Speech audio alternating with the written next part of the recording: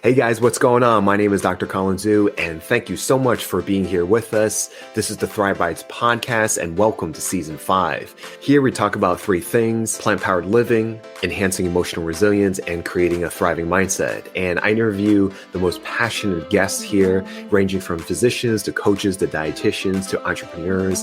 And my hope is to give you really informative and high-valued conversations. So please follow us here on YouTube, Spotify, Apple, and wherever you hear your podcasts. Come on in, and I can't wait to see you inside. Hey guys, welcome to another episode of Thrive Bites. Welcome to the 3rd anniversary of the podcast since it's officially started, with the first episode in May of 2019. I believe it was May 1st was the official episode. And yes, definitely humble beginnings. And you get to witness our 3rd year anniversary. And this is such a wonderful, wonderful episode to kind of share what I love and the science behind it. And that is nature is and as medicine. And I am joined by my lovely, friend and colleague, Dr.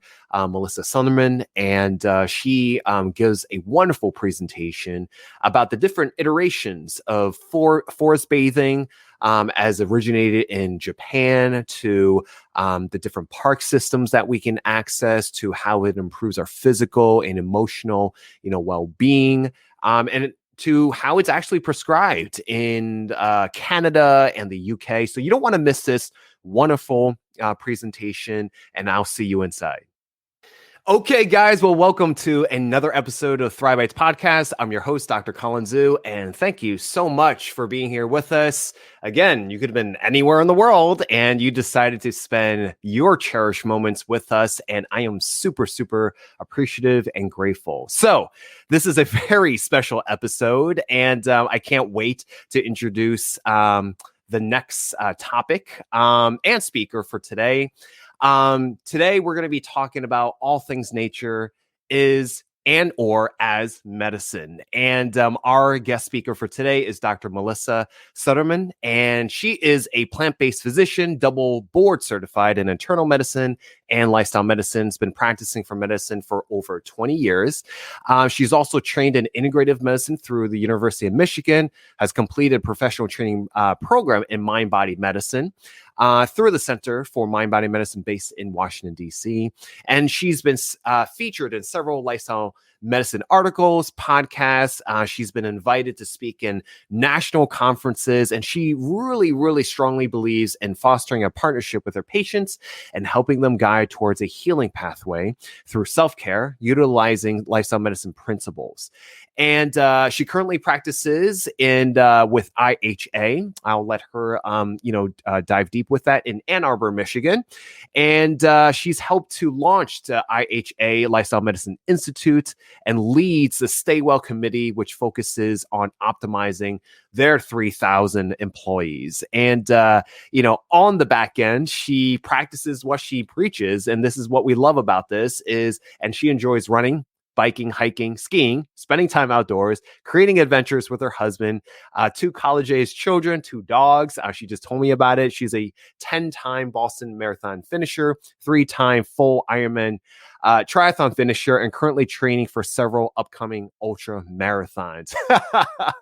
So without further ado, please welcome Dr. Melissa. Hello. Hi, I'm so excited to be here, Colin. We've been knowing each other virtually, and it's so great this is almost like being in person with you, pretty close, 2-dimensional. Hopefully it'll be 3-dimensional pretty soon, but I am honored to be your guest. Oh, thank you so much. And I am super stoked, not just for you, because I love the work that you put out there, not just for the topic, but we also are celebrating, when this airs, the 3rd anniversary of this podcast. And so I wanted to, celebrate something that I love, which is traveling and being out in nature. And so this is so, great for me personally. And I know that, people who love the outdoors, people who love road tripping, adventure, adventure, traveling are going to take away a lot from this because it's very healing. We're in the healing business at the end of the day. And, I know that you came with a presentation.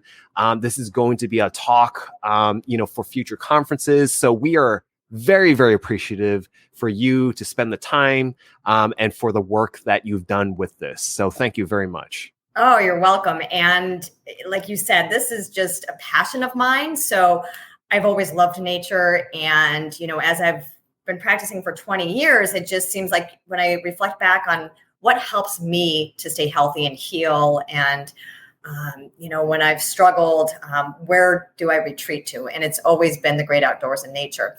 And so I really started getting interested in this is, the therapeutic component of it. And my gosh, there is so much evidence to support nature as medicine, which I intuitively knew that. And I advocate this for my patients, even living in Michigan, even in the dead of winter. I'm like, get outdoors. And I'm sure your listeners have heard this quote, but I use it all the time with my patients. And I say, there's no bad weather, just inappropriate clothing. So you get your coat and hat on and you get outside every day. So like you said, I have been invited to speak at some conferences regarding this topic, which is thrilling because that means other people are interested in it too. So your podcast is like the first time I'm sharing these slides. So yay. So I'm super excited to share this with your audience. Yeah. And we're super excited. And we know that you have, you're in high demand. And, before we go into the presentation, can you give us a little bit of insight of how you got, your love for the nature and the outdoors? You're physically so amazing, I'm certainly jealous. I definitely want to complete. I've done triathlon since 2006. I'm a big runner. And when they think of these races, they think of the pinnacle, right? So, I definitely admire and respect that. But how did you, get into that? What did it fell in? Was there, a life, mile marker, figuratively speaking? How did you get into it? Yeah, great question. And I'm not this gifted athlete by any means. I'm just really tenacious. And I'm basically like, if there's something that looks pretty cool or a challenge, I'm like, well, why the heck not? So I actually grew up as a ballet dancer, which ballet dancers are amazing athletes, but yes. I grew up in the 70s, way back when, right? That's when we just would go out and ride our bikes all day, wouldn't come in until the evening, we rode bikes, we played outdoors. That was just what we did in the 70s. We didn't have cell phones. We, barely had TV. It was like Brady Bunch. So I think I just kind of grew up living like that. And when I got to college, is when I really started doing more formal outdoors activities of running and mountain biking and river rafting, and took some really cool trips. And I was like, wow, this is awesome. And, eventually met my husband, and the reason why we, get along so well is he loves the same things I do. So, as far as like marathons and triathlons and mountain biking, like I'm just person who says, why the heck not? Life's too short to just give it a go. And I don't win these things by any means, but it's what I encourage my patients to do. Like I'm just a nobody, but I like to do this stuff. So yeah. And it's really, this is, within lifestyle medicine, I think, those of us who have gravitated to this field, we all practice what we preach, right? I don't think you can be a lifestyle medicine provider if you're not living this life yourself. So when you look at like, I'm 52, I don't take any medications. I feel good. My body's aging. I'm slowing down. That's okay. But I've been following these principles, and you were board certified in lifestyle medicine well before I was, because I didn't even know it existed. So you were lucky. I became board certified in 2019, and it was at this time where my kids were going off to college, and I felt like I had a little bit more me time. Like kids go off to college, and a lot of women maybe, are struggling, and I love my kids to death, but I was like, wow, this is me time. Now I can really pursue my passions. And so I started Google searching and plugging in all the things that I love to do: wilderness medicine, wellness medicine, and up came lifestyle medicine. And when I read about lifestyle medicine and read about the pillars, it truly felt like coming home. Like it was like, this is how I have been living my own life and my personal life and my professional life. And ever since that time 2019, it hasn't even been 3 years. I have been running with this. I absolutely literally and figuratively. Yes. And I just love the community, everyone from the leaders, the pioneers, the trailblazers in our field. There's no egos involved. People just want to support each other. And I think that's fairly unique, not only in medicine, but in other careers of, Dean Ornish and T. Colin Campbell and the Esselstyns. Like, they want all of us to succeed, right? And so I have found such camaraderie and have met just the best people that support what I do and what we all do. Yeah, for sure. And we were talking about offline about this, and it's very rare that you come into, especially if you're a healthcare provider watching this, it's very rare to kind of come to a conference where you're super stoked, excited, passionate, and you can't wait to network and, hug, metaphorically hug, right. Your colleagues, because you're interested and you're curious to see how they have, applied lifestyle medicine. How have they, practiced what they preach? How have they role modeled to their community? And I totally agree and resonate, because it's really, it's bringing back that community aspect where the physician, was looked as the community leader, the role model, the person to go to model certain behaviors. And then over time, traditional healthcare system had evolved right over the decades. And a lot of that, has been, in my opinion, kind of has been lost, and then you have the information age where pretty much like what surveys have say, like upwards of about 90% of people have already Googled, and people just come in and I'm like, hey, Mr. Smith, what's going on? It's like, oh, I think I have X, Y, and Z. And that's always fun, right? When they've already diagnosed, right. And it's kind of like, what do I need to be here for? So, but it's another important thing about the difference with lifestyle medicine. What I've found is that I believe in my patients in their power to change, right? If I give them the tools, the support, the resources, people don't want to be sick, right? And I think we went into a culture of there's an easy fix and a pill and a procedure for everything.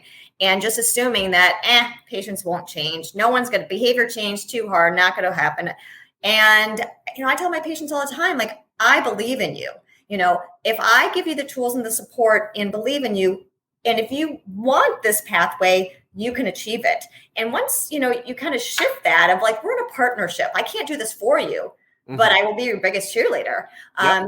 That is really powerful, rather than say, I don't do any good for a patient by saying, here's your metformin, here's your Lipitor, here's your Norvasc, call me in 3 months. I mean, I maybe lower their numbers, but I haven't empowered them or educated them how to really lead their best life. Yep. And so that's really what I love about lifestyle medicine. Yeah. And you're not fixing the cause. You're not, addressing the root cause of disease. Exactly. You know what I'm saying? So anyway, that's another episode. Let's get back to nature. Okay. Let's look at the presentation.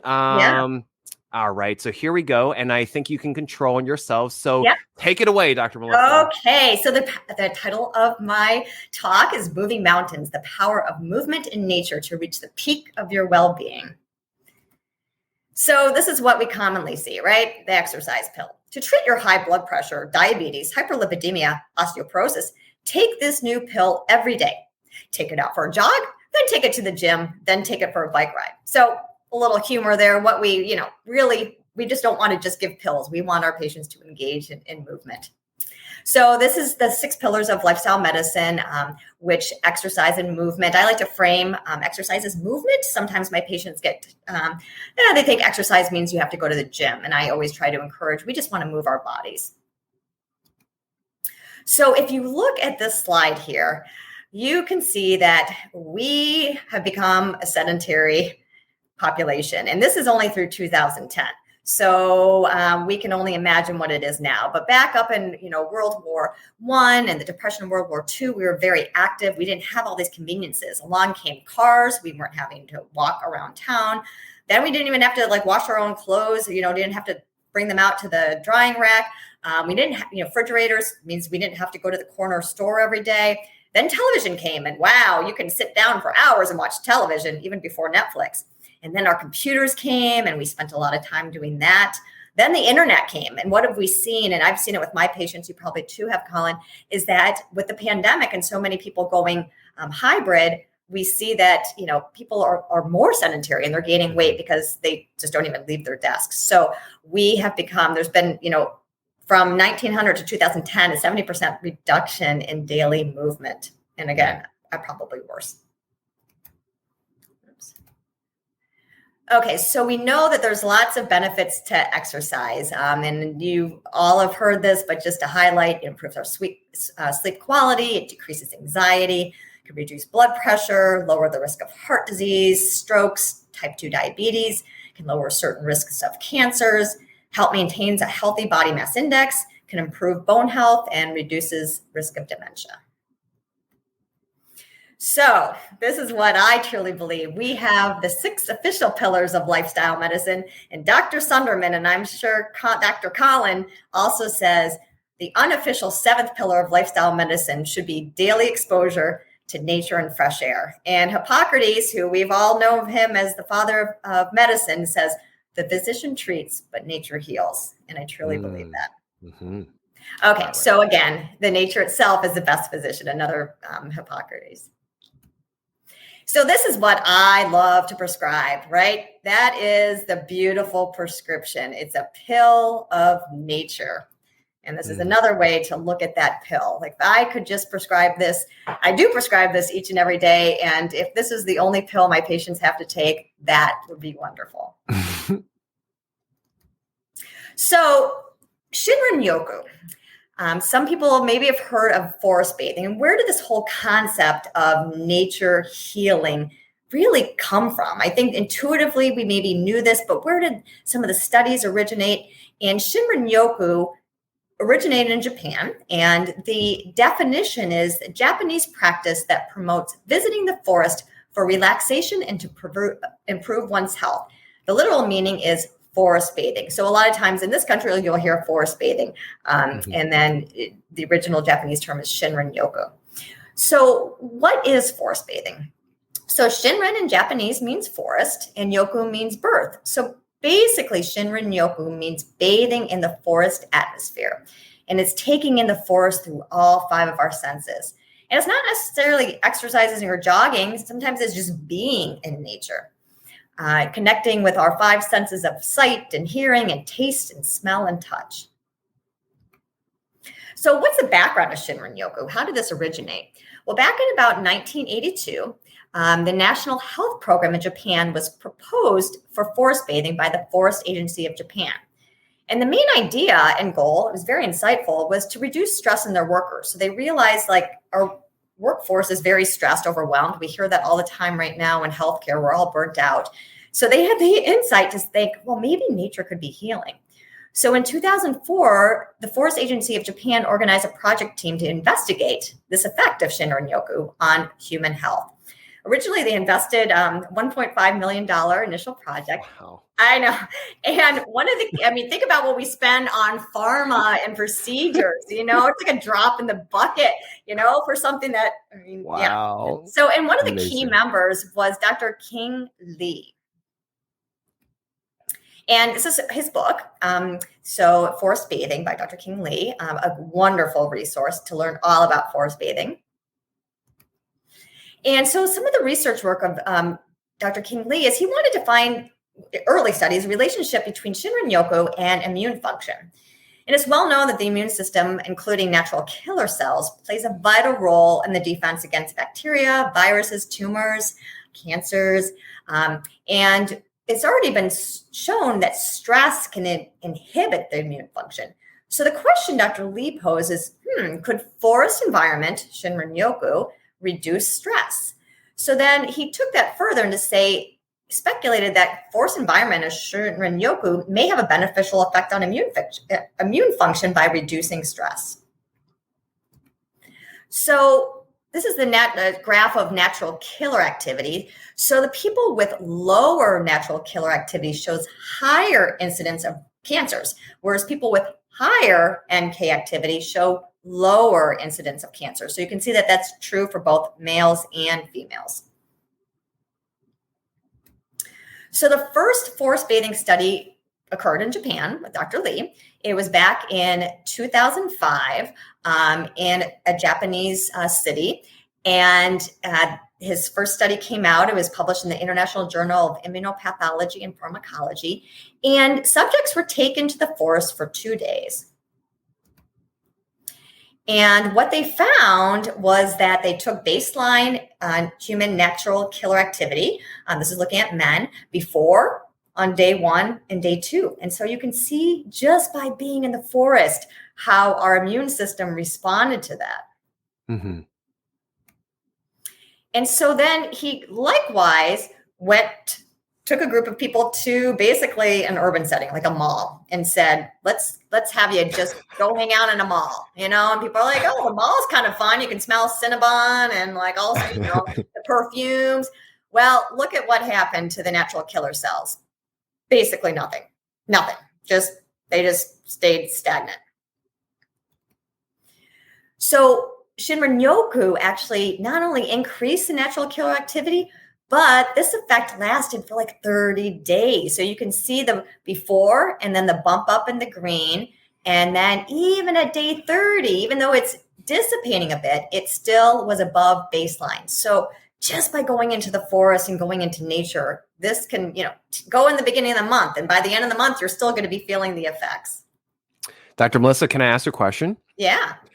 Did it say anything in the study did they do anything in particular? Was there like any deep breathing activities? Did they hike, or was it simply just, being amongst all the trees? In this early study, this was pretty much just being. They did not do any mind-body exercises along with it. It kind of was just being and, walking into the forest. And so it wasn't anything prescribed. Yeah, I know that, other studies, when you look at Dean Ornish's studies where he does plant-based, but also does a mindfulness component, this was stress just reduction, being in the environment. Beautiful. So then they took this even further. And so they did some field experiments, and they went across 24 forests in Japan. And this is the paper. And basically, field experiments, 24 forests across Japan. And each experiment, they would take 12 subjects out. So in total, 12 times 24, they had 280 total subjects. And on the first day, half the group went into the forest, and the other half went into an urban setting. So you can see, walk around the trees, or you're basically in a big Japanese city. So to answer your question, in this study, they sat for 15 minutes, and then they walked for 15 minutes. Day 2, they did a crossover. So the urban people went to the forests, and the forest people went to the urban group. And so then they measured salivary cortisol, blood pressure, and pulse rate. So change in salivary cortisol. You can see that the forest definitely had less cortisol, lower. And we know that cortisol is a marker of stress, inflammation. And we see that even with the walking, we see that there's a difference between being in a city environment and a forest environment. So again, whether you're sitting or moving, hiking, walking, you're going to see differences in salivary cortisol level. They saw a similar result with the pulse rate. Again, when we think about pulse, when we get anxious, when we get angry, when we get stressed, our pulse rate goes up. Along with the cortisol. So again, we see the same pattern when you're just visiting and not doing anything, just kind of sitting there taking it all in. The forest areas had lower pulse rate. And then when they were walking, forest areas had lower pulse rate. So even though, maybe you're walking in the forest, you're afraid of like a rattlesnake coming out of the rainforest, but no, I mean, it still is just being in that forest environment. And again, I'm sounding redundant, but here's changes in blood pressure. Top graphs are going to be systolic. Bottom graphs are going to be diastolic. And we do it, maybe not as big of a change, but we still see that there's a change there between being in the forest versus urban environment. So looking at, this is another study. This is actually from the University of Michigan, Go Blue, where I live. And they were looking at, again, looking at cortisol levels and trying to figure out what is sort of to get that optimal lowering of our stress markers, like how much time do you really need to be out there? Like if you poke your head outside, that's probably not going to be enough. Do you need to like go out for a 2-hour hike? Probably not. So here, if you scroll down to Q3, that 21 to 30 minutes, that's where they saw the largest cortisol drop beyond your diurnal effect. We know that cortisol, when we measure cortisol in our patients, it fluctuates throughout the day. So this was a drop even beneath the diurnal effect. So it looks like that sweet spot is probably 20 to 30 minutes, which, hey, that's less than an episode on a Netflix, right? So when people say, I don't have time, I'm like, do you ever watch any, like, what's your favorite show? They're like, oh, well, I binge watch. I'm like, it's like hours and hours and hours gone. Right. In that time, you could have just lowered your salivary cortisol. They're like, what? It's like, here's a paper you can read about it. Yeah, exactly. Yeah. While you're walking outside. Yeah. So here's just a, kind of a busy graph, but basically the blue is our diurnal effect. So we see, again, fluctuations of cortisol. But when we had the nature experience, we actually see even a lowering of the natural diurnal effect. So we are seeing a lower salivary cortisol and stress reduction. So this is a meta-analysis. Andy Jones actually just listened to a podcast of his, and he's from the UK, great guy. And so he did a large meta-analysis of, looking at is nature therapeutic. Mm-hmm. And what he did for the meta-analysis is he looked at green space exposure associated with wide-ranging health benefits across 143 studies. And the meta-analysis showed statistically significant reductions, and this could be slides, but again, validating it, diastolic blood pressure, salivary cortisol, and heart rate. And also found statistically significant decreases in incidence of diabetes, all-cause, and cardiovascular mortality. Now, he did say during the paper, some of the meta-analysis were limited by some studies. You can imagine after 143 studies, some studies were of poor quality. But again, this trend that we keep seeing. And so he came to the conclusion that green space and street greenery may form part of a multifaceted approach to improve a wide range of health outcomes. So why do people love forests? I know you do. I know I do. Well, they're quiet. They're beautiful. They're protected. A lot of times, like it could be windy, and then you get into the forest and you're like, wow, I don't even notice. I love trail running for that reason, right? The wind could be whipping down, streets, but then you get into the forest and it's like this little mecca of just being really protected. And the clean, fresh air, it just has that special smell. So we talked about the 5 senses, and that's why, we really are omnipresent when we're in the forest. So when we use our sight of the sense of sight, we can see the green colors and the forest landscape and the topography. We're smelling phytoncides, which I'll talk about in a couple slides, and what we smell, what's in bloom, if there's a dew on there, a recent rain. We're hearing the forest sounds, the crumpling of leaves, the animals, the birds. Sense of touch. I mean, I know, I remember when I take my kids hiking, especially my son, he had to touch everything, right? He just had to grab leaves and, touch everything. And, you see moss and you just want to feel it because it looks really soft. Animals, maybe you want to touch them, maybe you don't. Sense of taste, eating foods, of course, only the safe ones, and just tasting that fresh air. So engaging all 5 of our senses. So biophilia, this concept of just being one with nature, was actually an official term that was originated in 1973 by Erich Fromm. He was a social psychologist, and is described as the passionate love of life and all that is alive. It is a wish to further growth, whether in a person, plant, an idea, or a social group.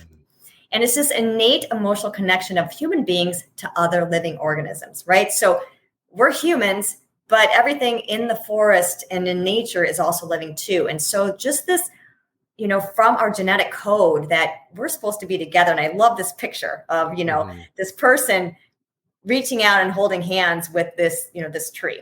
And it not only aids in survival when we're in tune with nature, but also broader human fulfillment. And natural environments are one of the few places that we can experience all 5 senses, which we just showed previously. Hey guys, it's Colin Zhu. And have you ever wondered how to get started on the pathway for a healthier lifestyle? You're wondering, man, I've been hearing all about veganism and vegetarianism and becoming more whole food plant-based. And you're just asking yourself, what is that? And how do I get started? Well, you're in luck. I just partnered with Listenable, and they are a audio lesson platform. You can get it on the App Store, and they're 5-minute audio lessons where you can just take on the go anywhere that you travel, whether you're commuting, you're grocery shopping, and you are cleaning up your house. They're 5-minute audio lessons, and I partner with Listenable to create how to get started on a whole food plant-based lifestyle. And I teach anywhere from how to navigate a supermarket, how to stock your fridge, your pantry, your freezer, how to go about your kitchen and what kind of utensils and supplies you need to get.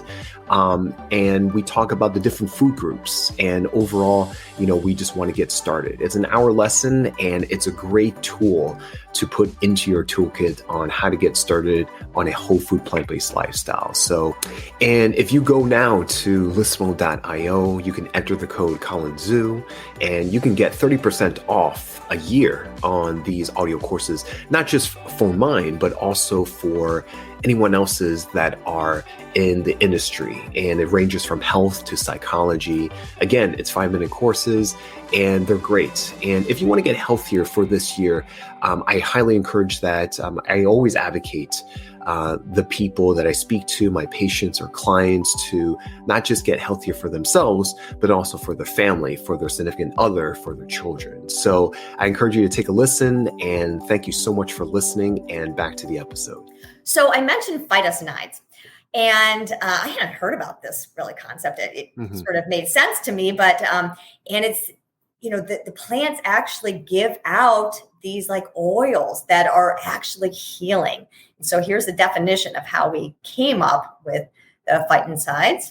Not like poison ivy. No, exactly. So when we unintentionally inhale, we're just breathing. The trees and all the forests and the greenery are giving off these powerful oils, and it enhances our immune function, which when you're in the urban settings, well, you're probably getting a lot of air pollutants. And we know what that can do to, asthma, respiratory conditions, all kind of allergic things. So nothing good comes out of that. So these are the compounds, the organic compounds that the phytoncides, the technical terms, there's beta-pinene, beta-myrcene, camphene, alpha-pinene, D-limonene. And there's a wide range, and these are from different papers and studies of what these chemicals, natural chemicals, how they can help us. They can provide stress relief. They're freshening. They cause us to feel more calm. They can actually improve on learning ability and concentration, and they have strong antimicrobial properties as well. So back to Dr. Lee. So he wanted to test how do these phytoncides, do they, how powerful are they? So he developed a study where he took 13 subjects and basically locked them in a room. There's an interesting IRB approval, I'm sure. Yeah. Sounds like an escape room. It doesn't sound like an experiment. I will hold the key and lock it from the outside. So they were locked in the room for 3 nights. And some rooms were rigged with a humidifier to vaporize stem oil from the hinoki cypress trees. And other rooms had nothing. And basically, he saw that cypress sleepers experienced a 20% increase in natural killer cells during their stay, and also felt less fatigued. And the control group saw no changes. So just breathing in this air, these compounds can improve our natural killer cell. So again, just reiterating, spending time in nature, it boosts our mood, increases general feelings of happiness and well-being. We feel more calm. We can actually pay attention more. We live in a culture of so many people with concentration and ADD issues because we've got so many other things going on. Fosters empathy because, we take care of our forests and, treat them as one of our beings. Lower stress, can help with mental health issues, anxiety and fear, and calms the nervous system.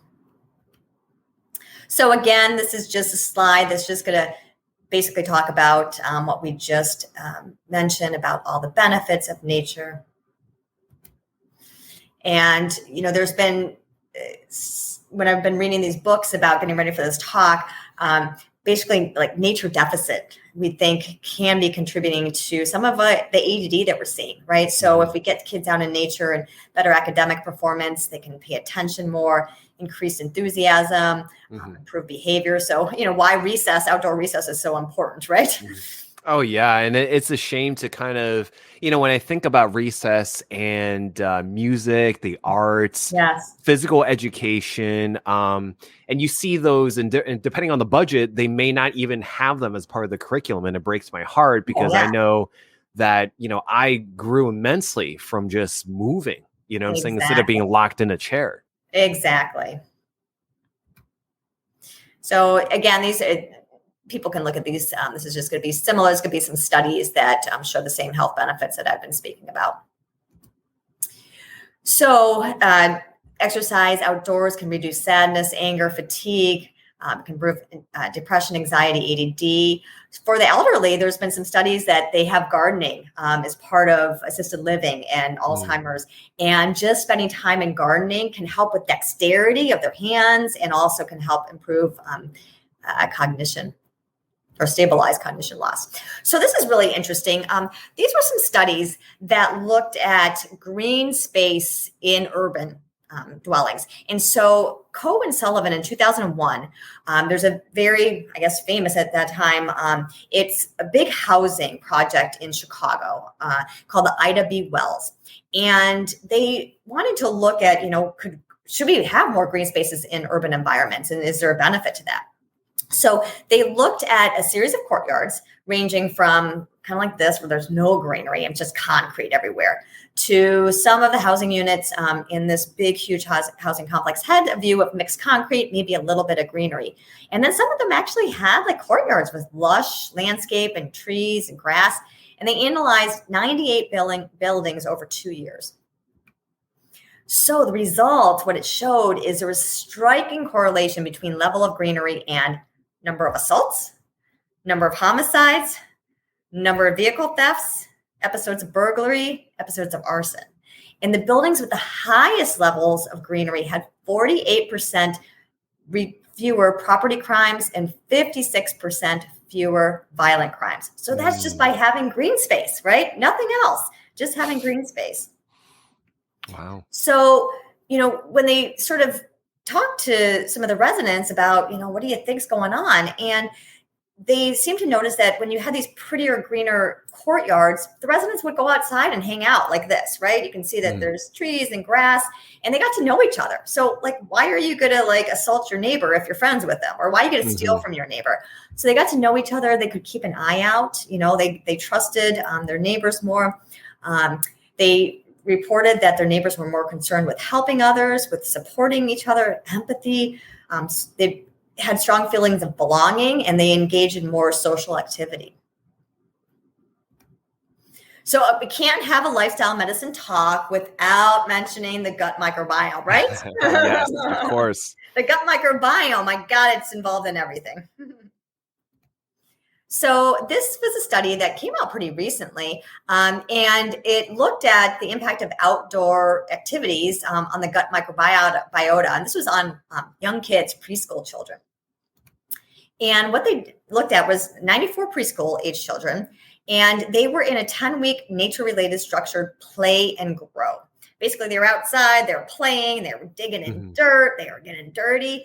And they did some surveys to look at some validated surveys to rate their stress and anger issues. And so they saw that these kids, after having this 10-week immersion, felt more significant connection to nature, but also decreased perceived overall stress and anger. And then they even, analyzed their poop. And so they saw in this 10-week an increase in Roseburia, which is one of the bacteria that produces butyrate. And we know that butyrate is one of the short chain fatty acids, along with acetate and propionate, which are, short chain fatty acids are responsible for so much of health of the gut microbiome and almost like an immune modulator.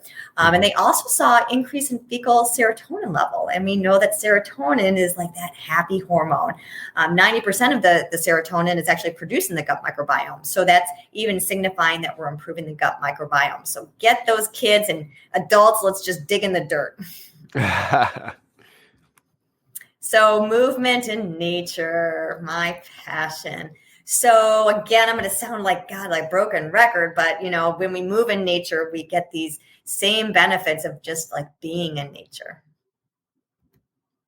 So suggested dosage, like what's my, suggested dosage? Well, within just 2 minutes of being outside, so basically poking your head out, stress is relieved by even just 2 minutes of exposure to nature. And they looked at muscle tension and blood pressure and brain activity, but at 2 hours, memory performance and attention span improves 20% after spending, a couple of hours in nature. And then 2 days, and this is like when Dr. Lee brought his, patients out or his subjects out for 2 days, levels of cancer-fighting white blood cells increased 50%. So the more, the better. There's not, in so many of our medications, it's like, don't have an overdose. I really don't think you can have any adverse effects from overdosing. Yeah, exactly. So forms of movement in nature. And this is why, again, I like to use the term movement instead of exercise, because we want to be open to everyone. I don't care what you choose to do to move. You just move. So whether you want to walk or you want to jog or you want to garden, I just had an older patient in clinic today who was like, she's in her 70s and she's got some knee issues and shoulder issues, but she's like, but I still can garden. I still can get out there and dig in dirt. Hiking and biking and swimming and skiing and bird watching, right? Just connection with that nature, doing yoga or Tai Chi, getting out and kayaking, canoeing, fishing. So many forms of how to be active in nature. And I love this picture too of, these dad running ahead and his girls chasing him and, mom just being contemplative with their other child. Again, this is families together, friends together, even by yourself. So many ways to connect with nature, whether you want to go out there and take a hike and sketch, discover something new, listen to the birds, discover new wildlife. We talked about forest bathing, gardening, even watching a nature documentary. And I don't have time to get into that, but even viewing nature shows some, benefits, not as much as being in the actual outdoors, but interesting. Yeah, exactly. And I'll say one little snippet. There have been studies that looking at hospital rooms with windows viewing just like concrete versus a beautiful outdoor space. And those rooms that have beautiful outdoor space saw, and sometimes faster recovery and less pain in their patients. Wow. So yeah. So we talked about the health benefits of gardening. Of course, just being one with dirt. We're going to see improvements in our gut microbiome, being outside for vitamin D. When we plant gardens and we see something growing, how that connection, and then of course what you're growing is going to be part of our whole food plant-based dietary pattern. And if we're taking care of our gardening, we're getting movement and exercise. So perceived barriers to movement in nature. How many times have we heard, have you been exercising? No, I know I should, but I haven't. And, when I say, well, why, well, I don't have a time, I can't afford a gym. Some of my older patients, I'm afraid of falling. Yeah. For some patients, going to the gym, no, I feel like I don't belong at the gym. I don't look like someone that goes to the gym. I'm just too embarrassed to show up there. Accessibility, whether, this could be financial to join some of those gyms, like those really fancy ones, it's really expensive. Lack of motivation, just like, it hasn't been part of my life and I'm not motivated to do it. I find getting on that I call it the treadmill. I get on the treadmill and it's just so boring. It's not enjoyable. I don't have anyone to do it with, I just by myself. So, all these excuses. I'm tired. It's too cold. It's too hot. It's raining. It's too late. I just say, let's go. I love it. So how to break down these barriers. Okay, that's my husband. This would be this winter out running. And you can see it was just a little chilly for us on our run. Just a little bit. A little bit. I call that icicle mascara. So it gets a little chilly up in Michigan, but once we get going, we're good. I love it.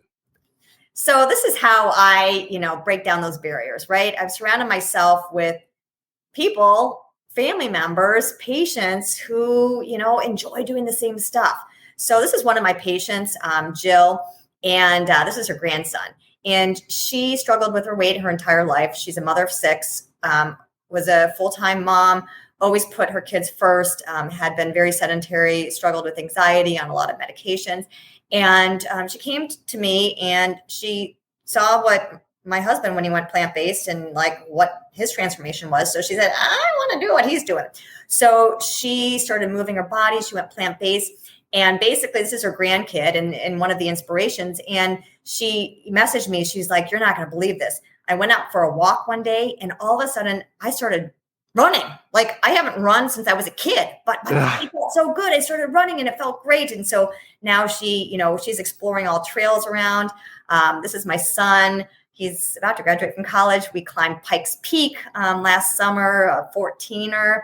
My husband and I doing his first half marathon. He did great. We like to hike as a family. That's me at the top of Telluride on my 50th birthday. So, just having, wanting a sense of adventure. And then these are my tribe. So, we're all busy professionals. We've got a CEO, a CFO, and a aerospace engineer in this group, and we're doing an ultra here. So just when you're around people, that's how I break down those barriers of like, I surround myself with a community to find something to do. So Colin's seen this. Yes. So this is my new hashtag, which I'm like promoting. It's called Jumping for Joy. And you don't have to be you can be anywhere to jump for joy, in your backyard, everywhere, anywhere. So these are some of my favorite places to jump for joy. So I had fun with this. I'm going to continue doing this. So people are going to be like, oh, there she is jumping again. I don't get very high off the ground anymore, but that's what happens when you turn 52. My husband's a good photo taker. He can make it look like I'm really jumping high. So this, if you can go back to that picture for our audio listeners, can you name some of the places that you are jumping for joy? This is a recent trip. So I've got it. We go out skiing in Telluride. So I've got one on Main Street in Telluride. I've got one in Lower Antelope Canyon, and Utah's gorgeous. I've got one in the Grand Canyon. We just did the rim to river to rim, 9 hours of hiking. I've got Zion. With my tribe, we just recently did the Zion 50K 2 weeks ago. We've got, there's some hiking in Sedona, and great stuff. I love it. Yeah. Jump for joy. Hashtag jump for joy. So we've all seen pyramids. We're used to like a food pyramid, but I'm going to propose a nature connection pyramid. So at the bottom is what we should do daily. Get outside, climb on trees. That's gonna be for the younger kids. I don't want you falling out of trees. Just get your feet in the grass, get your hands dirty. So garden, just go out in your own neighborhood, your own backyard. You can do that every day. What do you want to do weekly? Well, again, you can look at, local parks. You can go bird watching. You can, collect rocks for a fairy garden, go for nature and work in your garden and harvest. And this time of year, I think we're all getting ready to plant things. So you can do that on a weekly basis. How about monthly? Talked about parks. Maybe there's some state parks you want to go to. Support your park system. That's how we really need to support our park system with our entrance fee or our parking fee so that they can keep up our trails and access to our parks. And what about yearly? Well, maybe yearly, you can go outside your own state or even a different part of your own state. And what I found is, we had the privilege to go out to out west and it was such an affordable trip because the activity was free. We maybe paid $5 to get into the park and then we'd hike for hours, right? We're like, this is incredible. Like what you would spend on going out to dinner, to the movies, to a show, to gambling.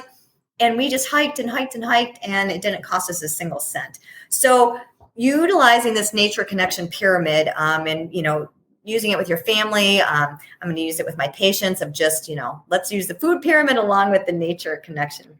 Can you, I want you to highlight that asterisk that you have for the did you know? Because I think that's important to highlight. Yep. So there is a point here that says, did you know the number one reason for park closures is underutilization by the public? So like I said, support your park system. The fee that you pay to get in there, I think for the Grand Canyon, we were there for 2 days. We had to pay $35 to bring a vehicle in there. That's it for the whole entire Grand Canyon access.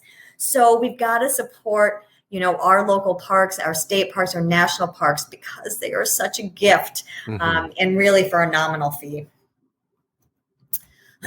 So next, I'm going to show just some slides on what we can do and to promote, if you're a practitioner, for our patients, or if you're an individual, like what kind of access.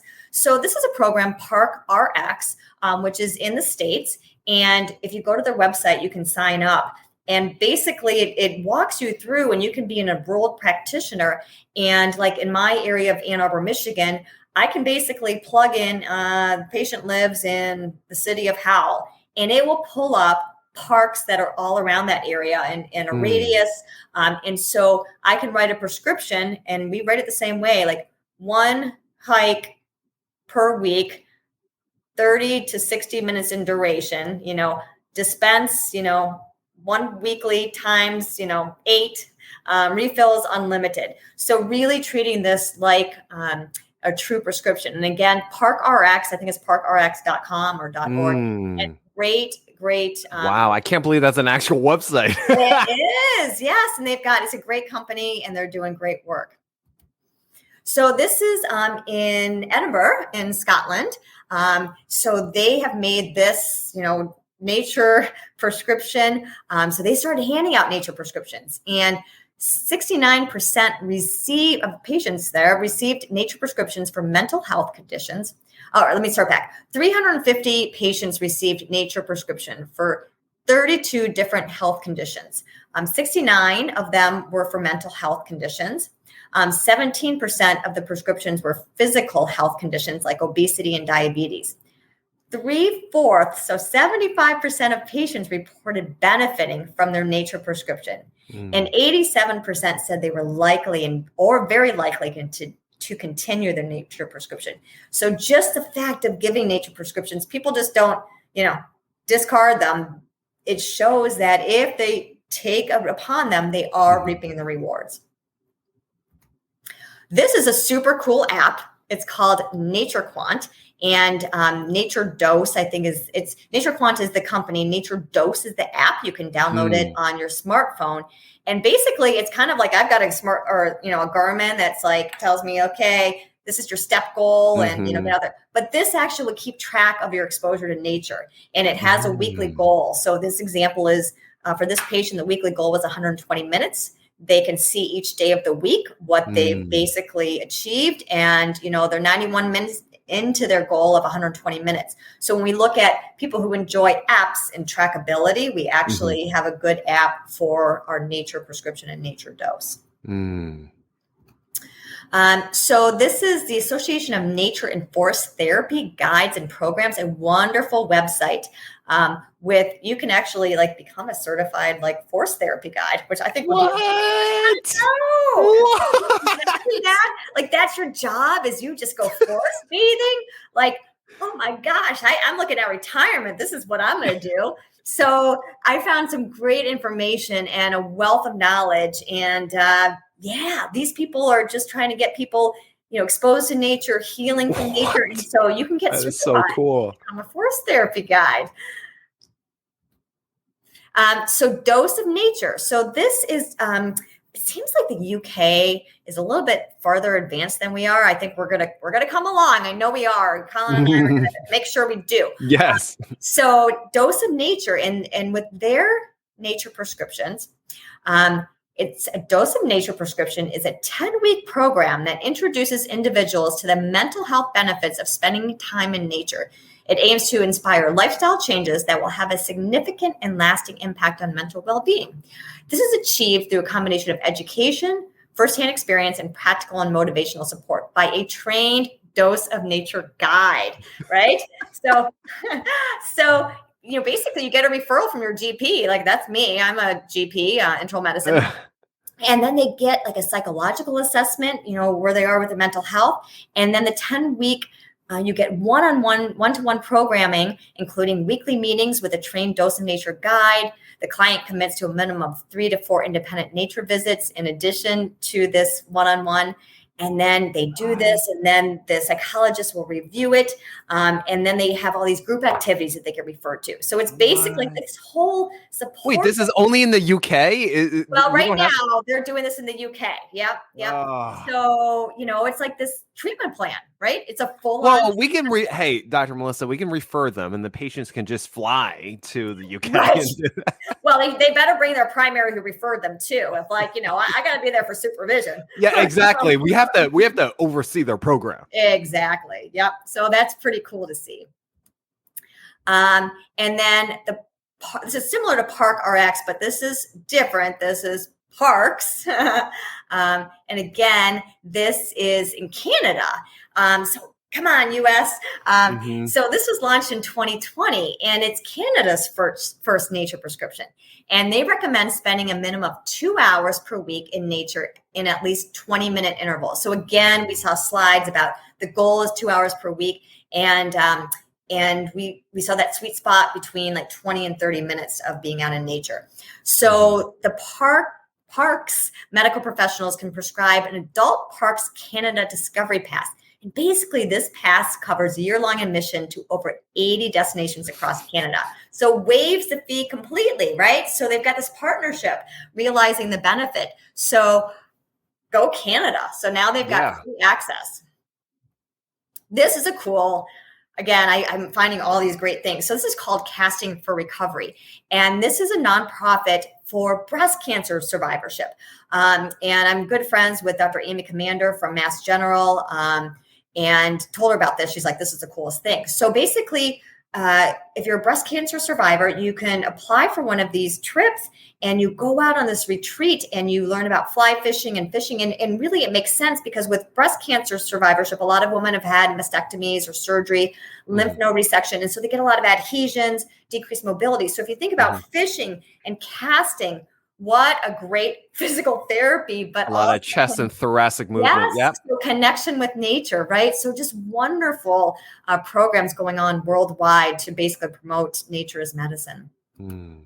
So I'm getting up there in age, but once I get even older, you can get a senior pass.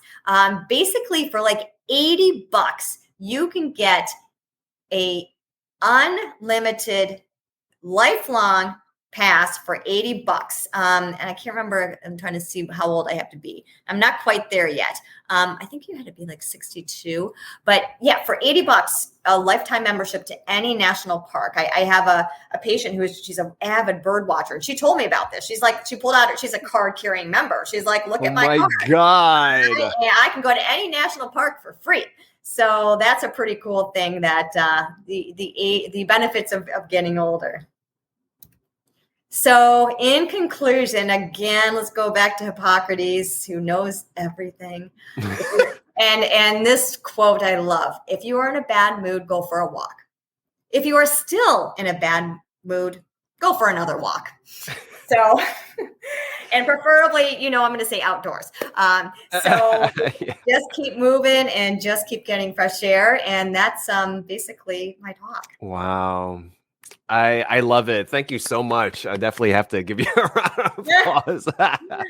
So based off of what you've read so far, would you say per week, you would say like about a couple hours? I would say, again, we have to meet patients where they're at, right? So if you're like semi-retired and this and that, you can go out for 2 hours every day. But I mean, I know you work super hard. I work super hard. I've got patients who are full-time parents raising kids. And so, yeah, if you can get out there, like that sweet spot, 20 to 30 minutes a day, I think that would be ideal, and I think that when most of us look at our days, we probably can find, ways to do that.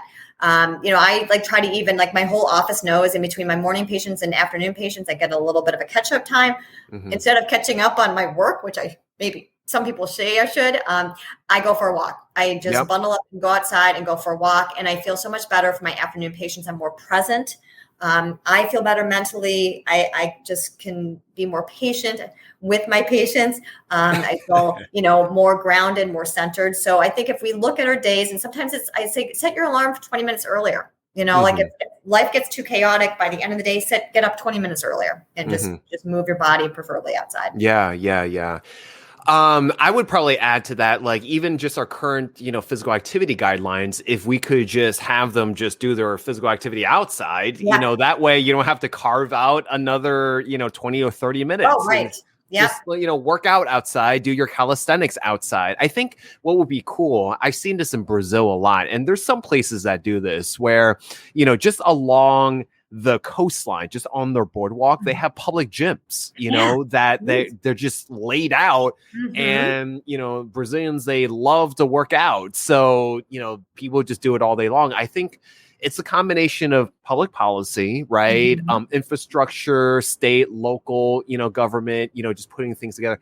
I really love the work of the Blue Zones and, them sourcing out, communities that have done it well, right? And it's not impossible, right? No, and the Blue Zone projects, which are going on right now, their motto is make the healthy choice the easy choice, right? So whether that's access to healthy food, access to safe places and greenways and paved pathways, the Blue Zones projects are doing remarkable. And I always talk about the Blue Zones to my patients because I'm like, the 5 original Blue Zones where people are living the longest, they don't got no Planet Fitness in Okinawa, Japan, exactly.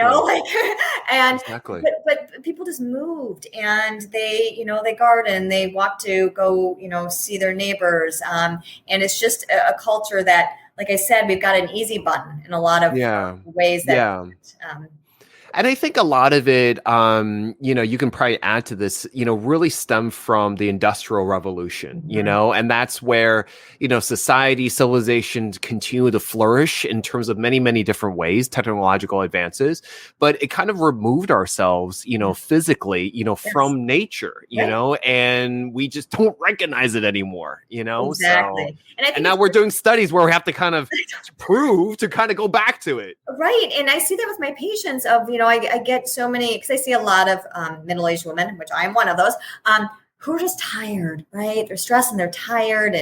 And I'll ask about movement and they're like, well, and so it's really just bringing that back. Like, this is such a key component to your health, to your physical well-being, your mental well-being, and even better if you get that dose of nature in it, and when we talk about accessibility, there's no cost to going outside your front door. You don't have to join any kind of membership, right? And, I understand that in some areas, maybe it's not safe, but hopefully you can find a central park or something within a dwelling that you do. And doing it with others, Yes, absolutely. Absolutely. That Doing group dynamic, that group theory, one of our pillars of lifestyle medicine is connection, right? Yeah. So that's why I say to people, if you find a group to do this with, you're hitting the target of the pillar of connection. It's going to relieve your stress. You're going to sleep better. You're probably going to eat better because you want to nourish your body. You're moving and you're probably not smoking because you don't want to ruin your lungs for movement. So right there. Exactly. I interviewed, I forget which season this was, but I interviewed the founder of Walk with the Doc. Yes. And, a great individual. I believe he's from the Ohio region. He's a cardiologist by trade. And what a movement. It's a global movement. Absolutely. And it's exactly, the application of what we're talking about. And, we don't need a physician to lead us, but it's such a great, role model and concept to just really state simple things. And it's, at the end of it, from all the excuses and complaints, it's really about changing behavior, which is basically the foundation of lifestyle medicine. And, just showing up and showing to others that it can be done. If I can do it, you can do it. Right.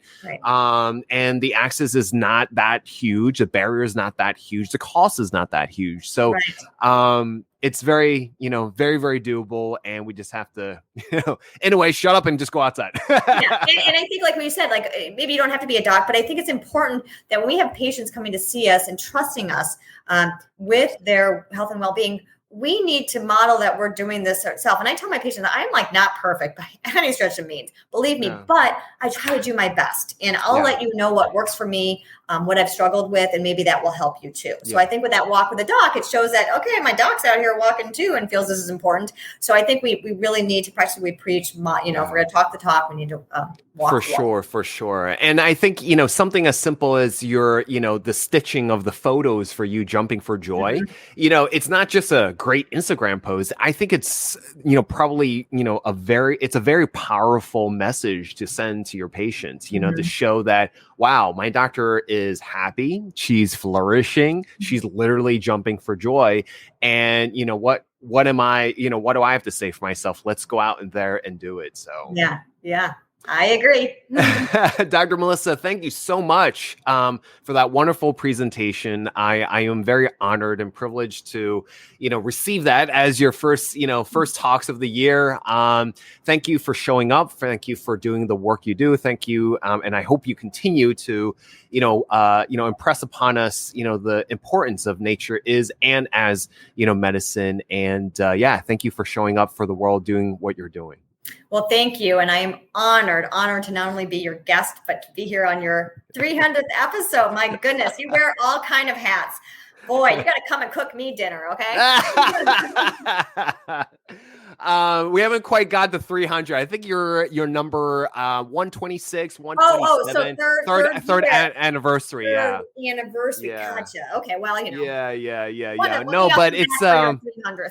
I didn't even like think we're gonna go past 10, to be honest. But you do a remarkable job, and I can't wait until we can meet in person. So yes, for sure. So thank you again. For those that are curious to reach out to you to find out more about your work, is there somewhere that you can direct them to? Well, my Instagram handle is Motivator Melissa, and I do have a Facebook group.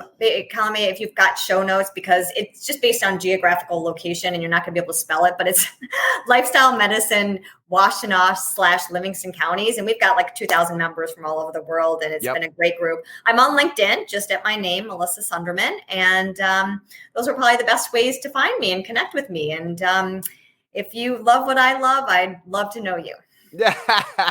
Yes. And I hope people can get, a lot of it, not just from the content, but be able to share your work so you can speak in, so many other great, establishments and entities, and just spread the love, spread the joy of how powerful this is. So again, thank you so much, for taking the time out. And for showing up today. And guys, thank you so much for enjoying this episode. If you like this, please subscribe, like, and comment. And if you feel like this was a benefit for someone else, please let them know. And until then, please say goodbye to Dr. Melissa.